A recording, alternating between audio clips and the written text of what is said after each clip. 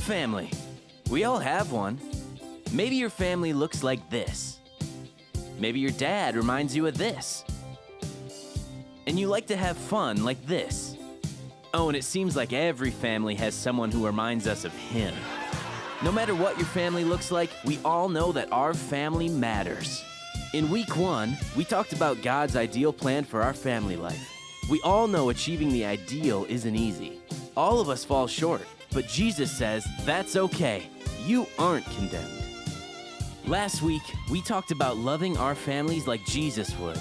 When put into action, love is sincere, sacrificial, and selfless.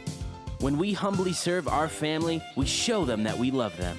Whether you're starting a family, raising a family, or wondering if family's even worth the effort, this series will provide direction and hope for you and the most important people in your life. Well, good morning. Welcome to Heritage Church. I'm Jeff Forster, one of the pastors here. And every time I watch that roll in, I always think the 90s were so weird, weren't they? And just a weird time. It was cool back then, but man, what were we thinking? So we're in this message series, finishing it up this weekend, called Family Matters. And if you missed any of the messages, you can go online at experienceheritage.org. That's our website, and you can check those out. But today we're talking about conflict in our families, right?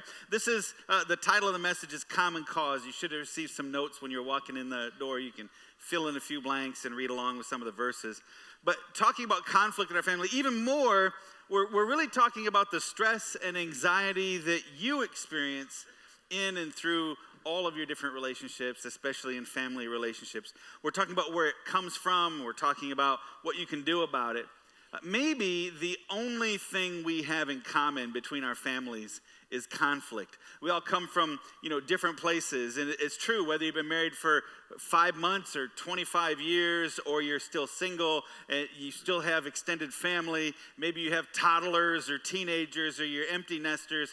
Conflict is a common element and exists among all of our different families. We all fuss. We all fight sometimes. We all have stress. And let's be honest, when you argue in your family, when you win an argument, how many of you occasionally win a fight or win an argument in your family? Don't hit the person next to you right now. I probably shouldn't even ask you to raise your hand. That was kind of a bad move, wasn't it? Because now you're fighting on the way home. When you win an argument in your family, you don't really win. Right? There's still a relational cost to it. You get rewarded. You get rewarded when you win in a courtroom. They pat you on the back. You get rewarded when you win in the boardroom. Everybody's always impressed.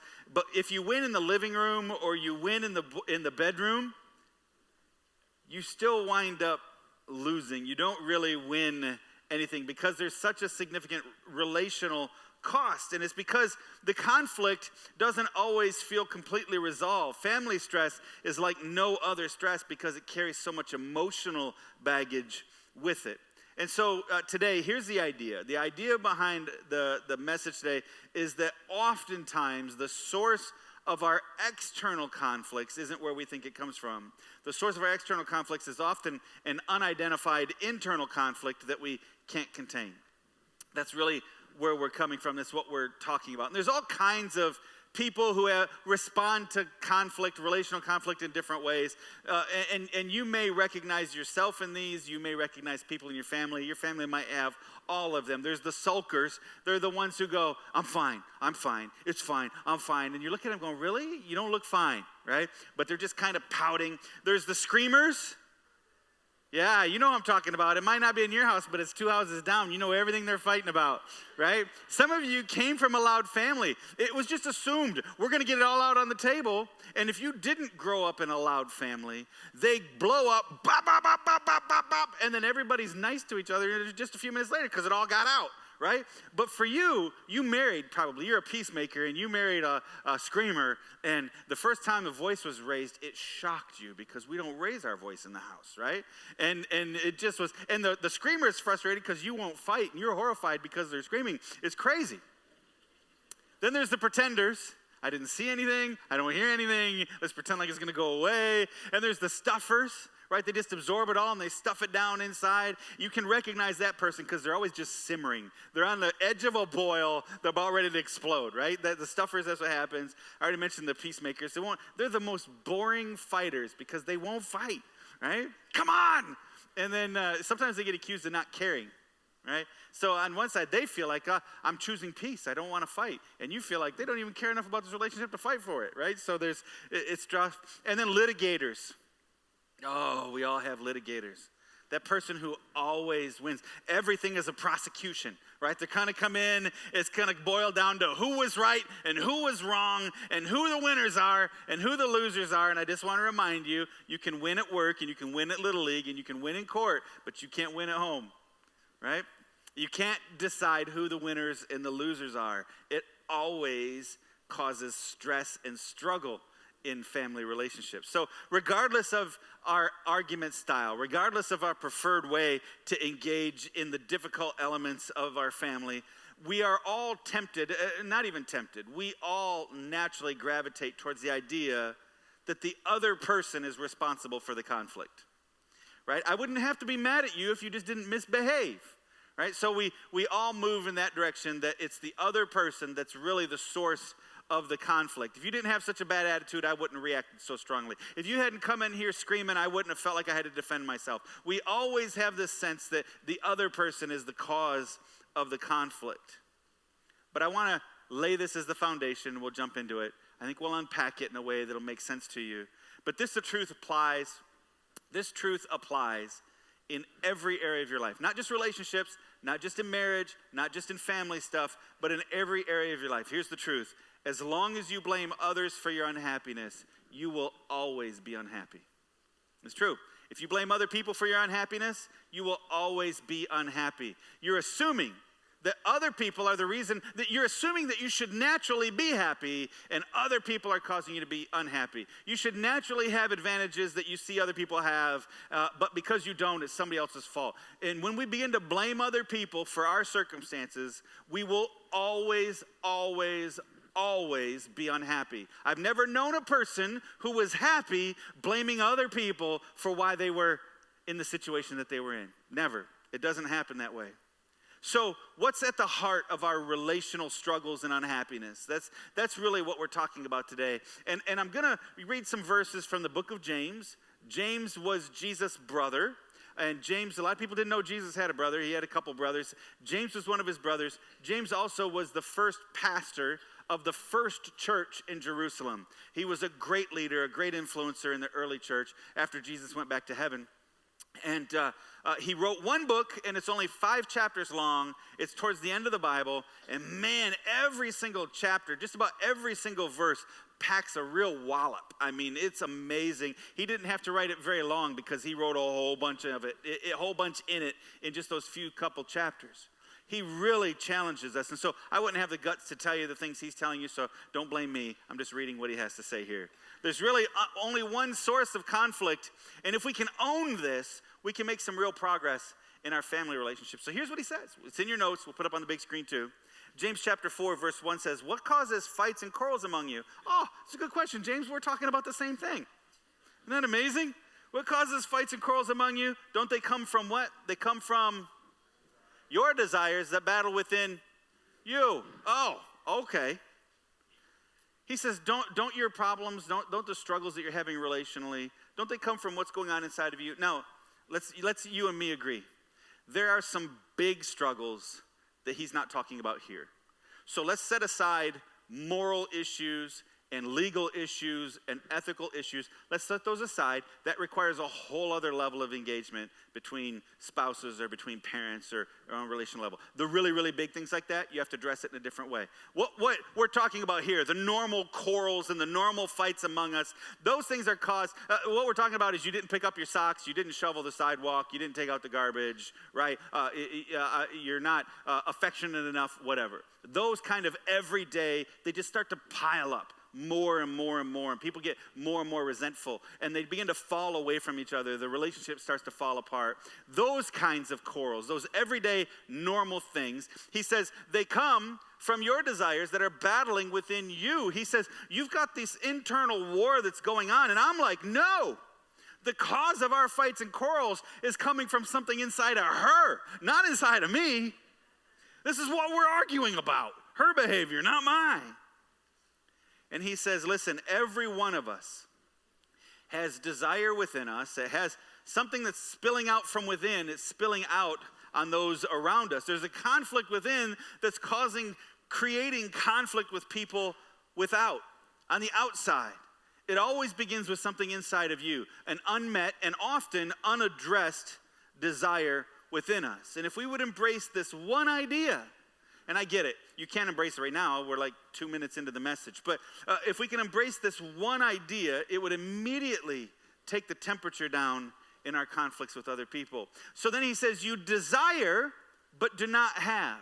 Again, he's hitting this desire idea, that it's a desire within us. Not just something I want, it's something that I feel like I deserve. It's something that you promised. It's something that we had an agreement on.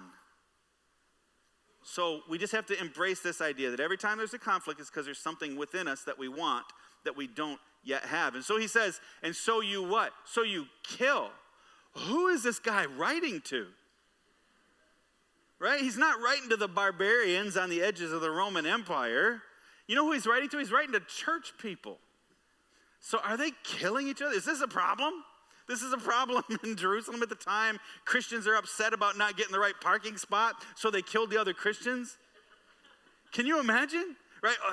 Excuse me, before we dismiss today, we have a couple of announcements we'd like to make. Just a reminder, if you could park your Camel a little further out and leave the best parking spots for our guests today. Ladies, make sure you pick up all of your plates and dishes from last week's potluck. And if you could avoid killing each other because of your own internal desires, that'd be great. Have a great week. We'll see you next week. Is this really what he's saying? No, of course not. He's using hyperbole here.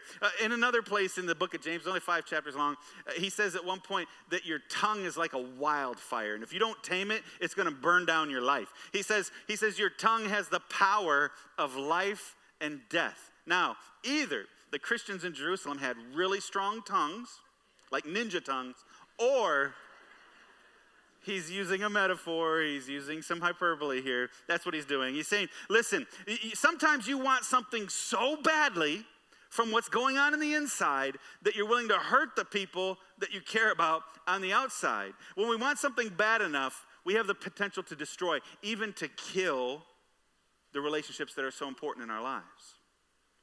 And we justify it because on the surface, we can honestly say, I just want what's best for them.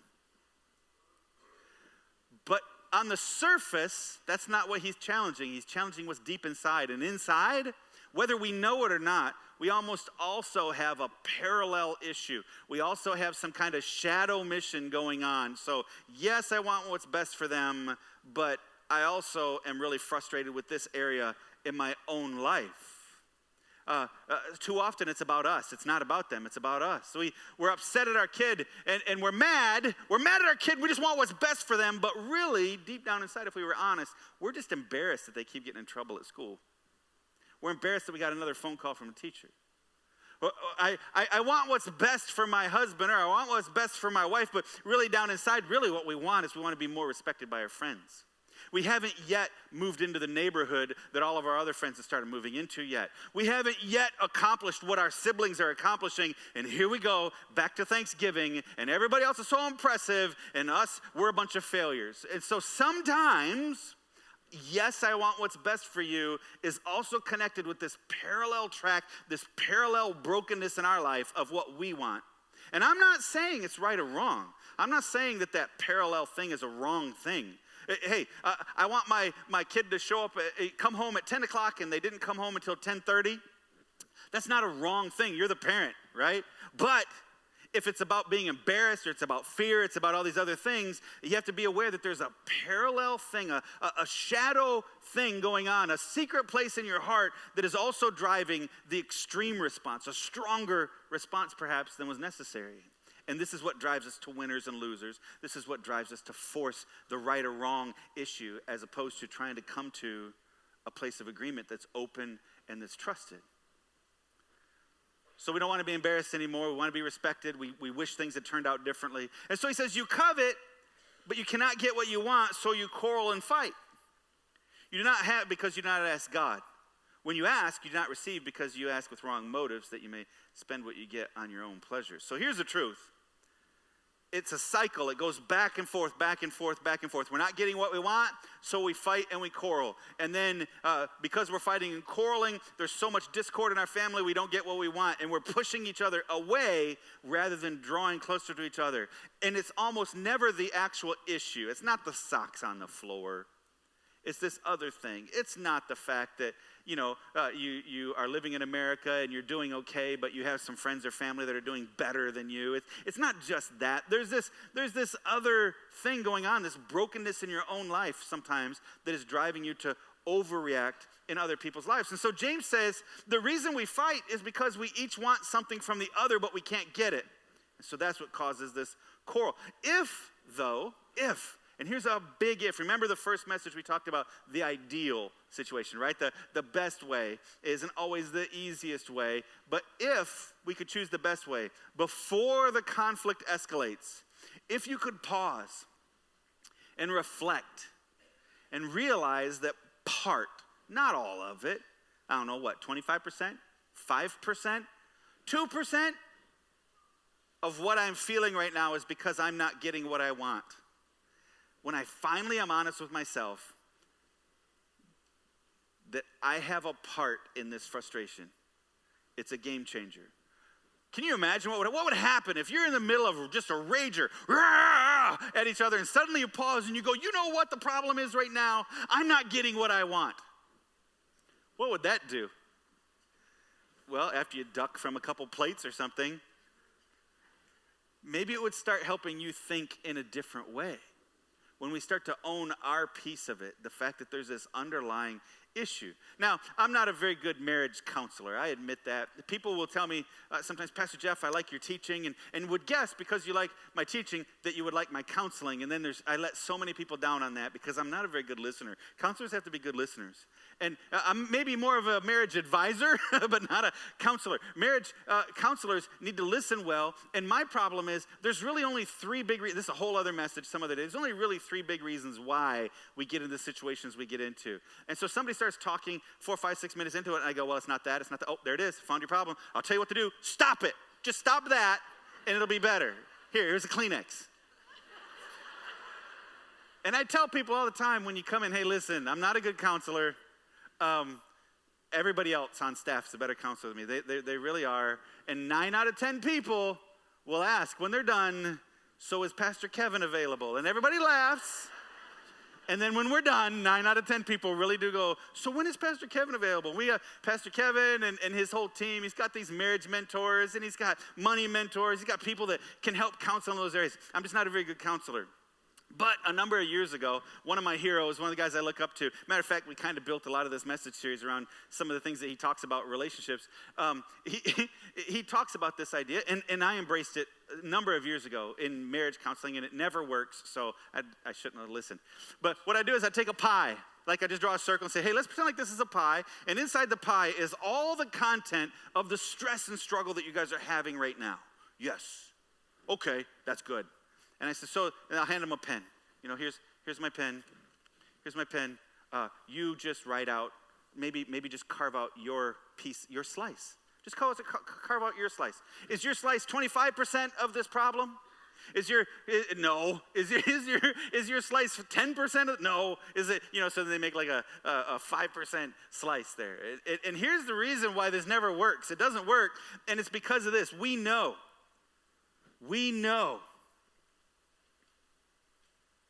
if you own a slice, you have to be nice. Right? If I start to realize, 10% is this underlying broken thing in my life, and I'm trying to compensate for it in theirs, then all of a sudden I start realizing, you know what?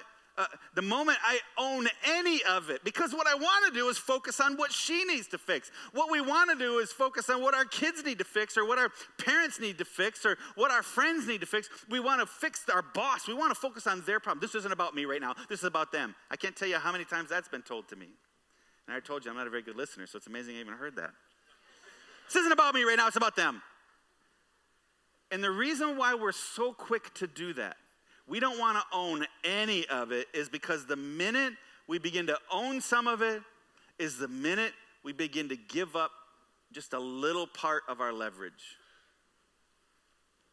But I got to tell you, the minute we start to realize, the second we start to own this idea that, okay, a slice of this is mine, suddenly some of the tension begins to dissipate. It begins to remove some of the heat from the fight.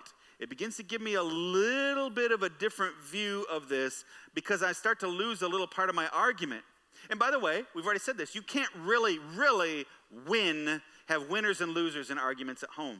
It doesn't work. You can at work, at school, yay, you're a winner in Little League, but you can't really win and have somebody else lose in your household. It has so much relational baggage. So if everybody in the family would be willing to lose just a little part, we would all lose a little leverage, and then we'd find that we don't quarrel nearly as much. And this is what James is talking about here. The fight goes away when we start to realize, hey, I've also got this thing going on that's causing me to react perhaps stronger than is reasonable.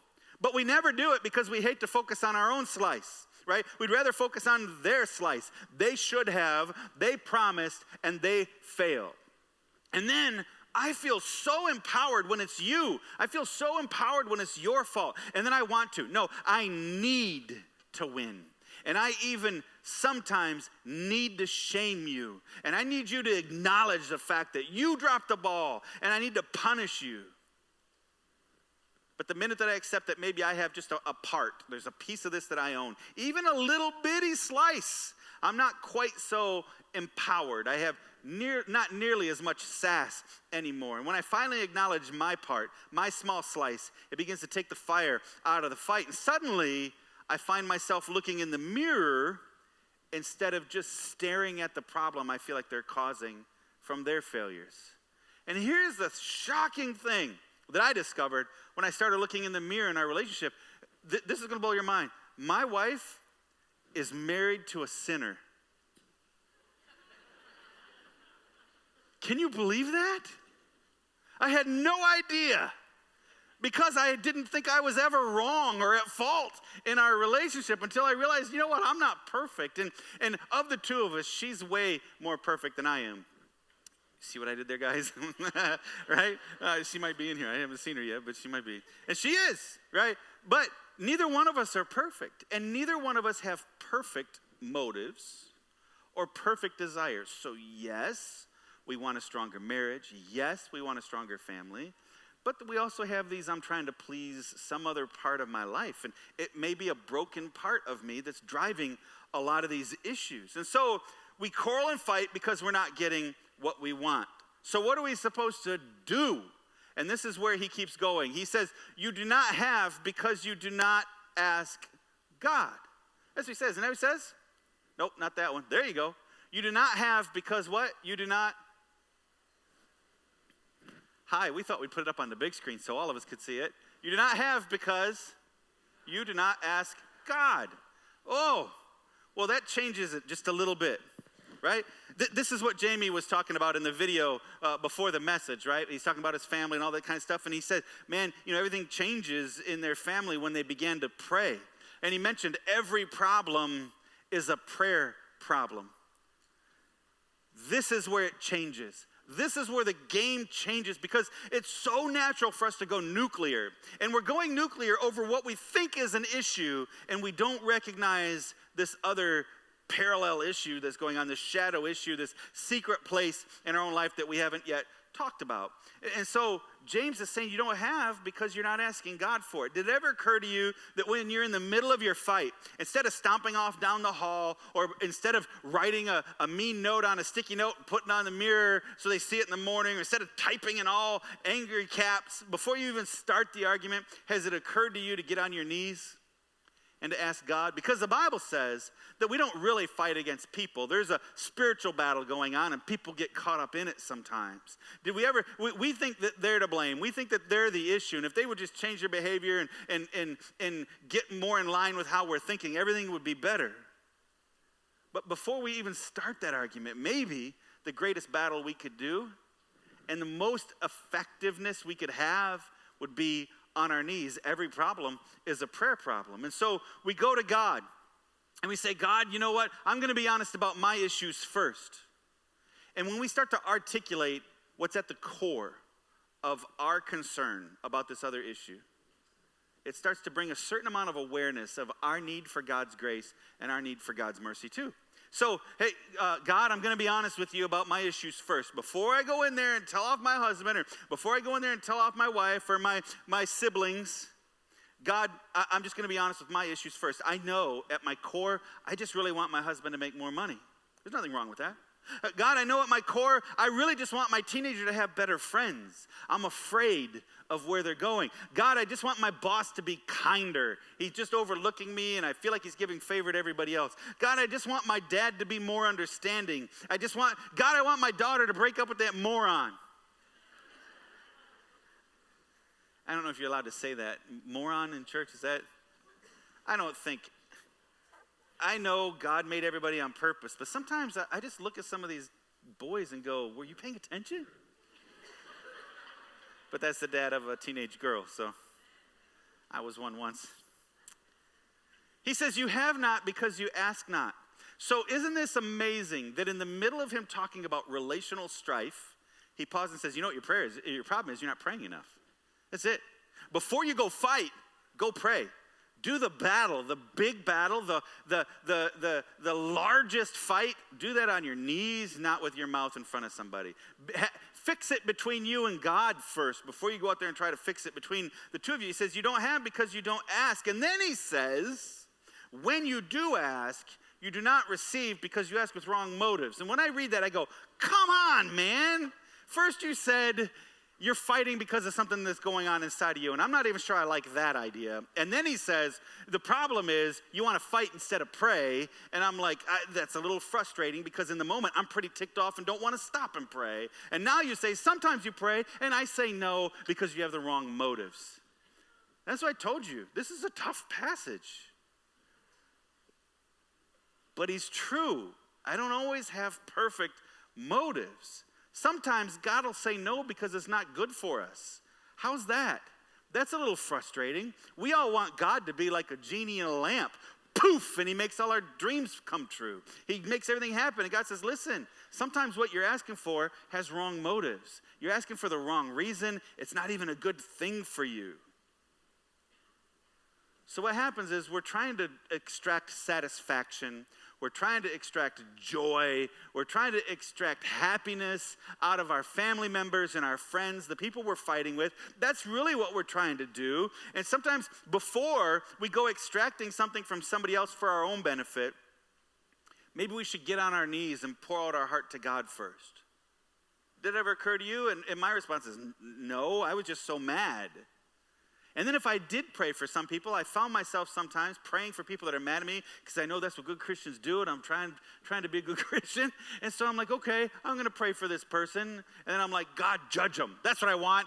Kill them. Straighten them out. Get their attention. Whatever it takes. Whatever it takes to get their attention.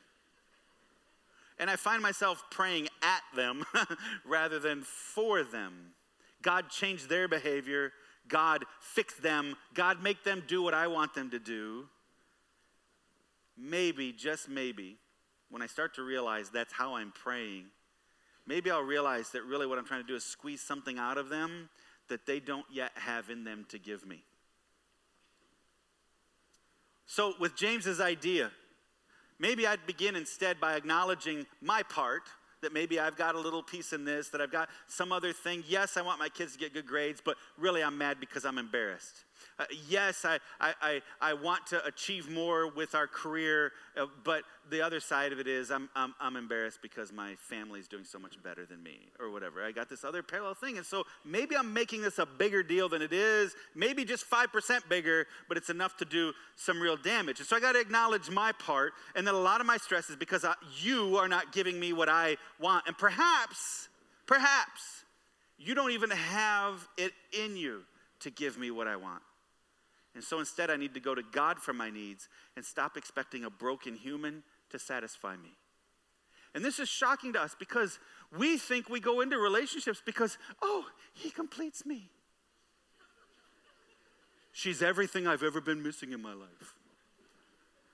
And what you're doing is you're trying to fill a God-shaped hole with a human being that's broken. They have broken things in them that they've never told anybody, just like you have broken things in you you've never told anybody. And what happens is, if we're not honest about it, we trip over those cracked parts in our life and make a mess in our relationships, and we don't even know why we're reacting this way. Have you ever gotten in a fight, and boom, you go nuclear, and it comes out, you're like, oh, I wish I could grab those words. Where'd that come from? I'm the only one? Really? Y'all look in the go, no. We all have. We've all had things come out that we're like, where did that come from? You know where it came from? That was one of those little moments where just for a second that secret door cracked open and a little bit popped out. That brokenness in you came out. I need to go to God to meet my needs and stop expecting a broken human to satisfy me.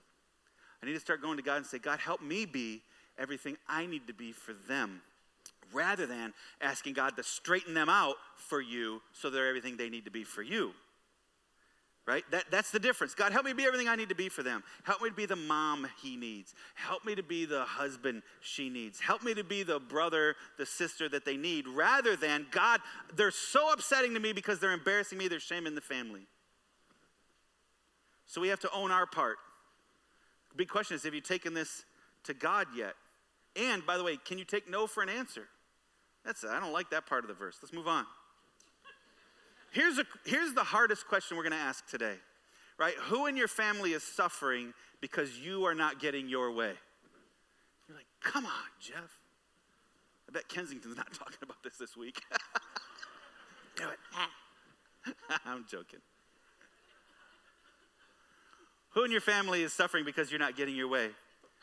And for many of us, it's left over from the way we were raised. And so we feel the need to put pressure on them to start something or to stop something or to get skinnier or to work out more or to make more money or to do more or to work harder, because here's what we do. Intentionally or unintentionally, we begin to communicate to our spouse, we communicate to our kids, we communicate to our coworkers, we communicate to our friends and family, I will be happier if you would just, you fill in the blank. And we start to set a bar that's unachievable because they're broken too.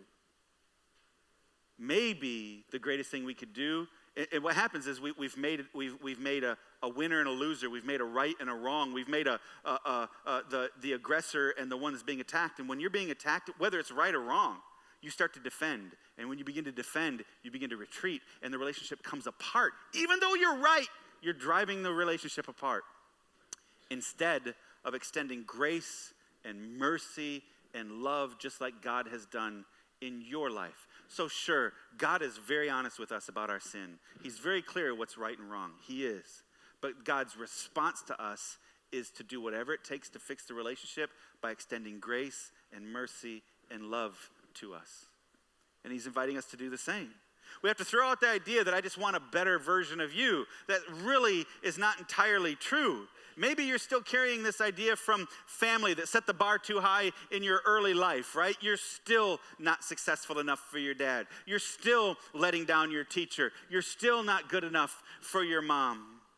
And we're starting to project those very high, super high, unrealistically high expectations on our spouse and on our kids and on our friends, when maybe a significant part of the stress that we're experiencing in relationships is coming from that secret place inside of us that's broken, that is fearful of never really living up to what other people expected from you. And you've never really dealt with it yet. Instead, you're reacting and maybe overreacting and aggressively trying to fix everybody else, and you're killing your relationships because you're expecting too much out of others and blaming them for your frustrations. Let me pause here. If you're sitting there going, yeah, I hope she's listening to that, I'm not talking to you. You don't get to use this as an excuse. We all need to be working on ourselves, right? We do. We have to be working hard on ourselves. So this isn't you hoping your spouse is listening or you hoping your sibling is listening. This is just for us, each of us individually.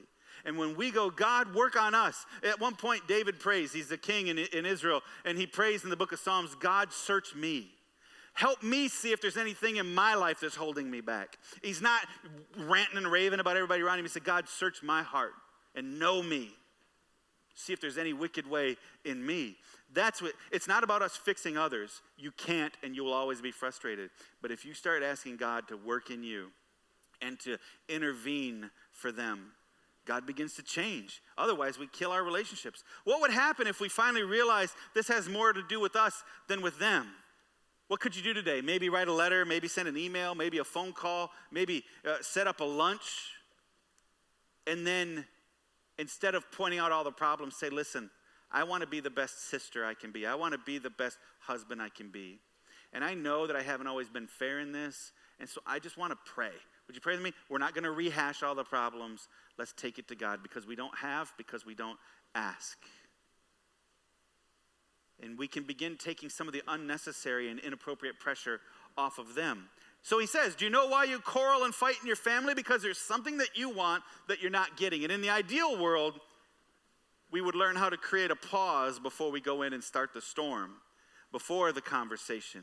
And we have this come to Jesus moment. Jesus, I have something that is reasonable that I need to address. But before I address it, I just need to acknowledge that I know there's broken places in my life that I haven't even seen yet. And sometimes those can cause problems in the way that I articulate, the way that we engage with each other, that would tear us apart rather than help us. Because I know that part of this is because of something that I want. And I know that I need to deal with that here before I hurt them out there. So God, expose in my life who you made me to be. Expose in my life those things that are broken and begin repairing those things in me. God, do in me what you need to do in me before I go out and have this conversation or before I go out and cause pain in the people that I love. Because here's the truth. You can't always get what you want. You don't always get what you want from God. We certainly don't always get what we want from other people. But we do get what we need from God. And God wants us to extend what we need from God to others. And that's grace and mercy. God treats us how we don't deserve to be treated. That's his grace. He gives us what we don't deserve because of his mercy. And mercy is he doesn't give us what we do deserve. We deserve far less from God than we get. God gives us far more than we deserve. That's the essence of his grace and mercy. And we can extend the same to others. And so instead of punching each other and pushing each other away, we come in more open-handed and more gentle and kind and grace-filled and love. We pause in prayer. We do the battle in prayer. We acknowledge our broken side. And then we address the issues, but we address the issues from God's perspective of grace and love. Truth has to be in there. Absolutely, we have to speak truth, but we would do it then on a far gentler side because we've begun to dissipate and diffuse all that simmering and boiling that's going on in the background that we don't even understand the source of it because God is exposing those things in our life. So it's a different way. It's not the natural way, certainly. Our response is just to go off the handle. Our response is to come down heavy. But that's the way the whole rest of the world does that. And if we keep doing it the way the rest of the world does it, we're going to get the same results they get, which is broken, fractured relationships. But if we go God's way, God will keep his promises, and God will do what only he can do in our relationships. Will you pray with me? So God, thank you for caring about us and for telling us a better way. Relationships are some of the most amazing things we have in our life, but they're also some of the most dangerous. And it's because we're all sinners. None of us are perfect. And so even when we have good motives, those motives sometimes have a shadow to them that are more self-centered. God, help us to see those. Help us to see the danger that comes when we begin to impose on others our will rather than coming and surrendering our will to you and trusting you. God, help us to pray for their benefit rather than just for their correction. God, expose in us if there's anything that needs to be changed. Diffuse the pressure and the fire that we want to bring into an argument. And God, help us to draw closer to each other as we draw closer to you rather than pushing each other away. Help us to give up our presumed rights and our need for winners and losers and for punishment. And instead, God, help us to become the man or the woman that the other people in our life need. Help us to bring our frustrations to you and our fears to you, knowing that you can solve them. Help us to trust you in every area. And then help us as Christians to have a different family than the rest of the world. Help us to have different relationships that are better and stronger because we're choosing to go your way and we're walking away from the world's way. Thank you, Jesus.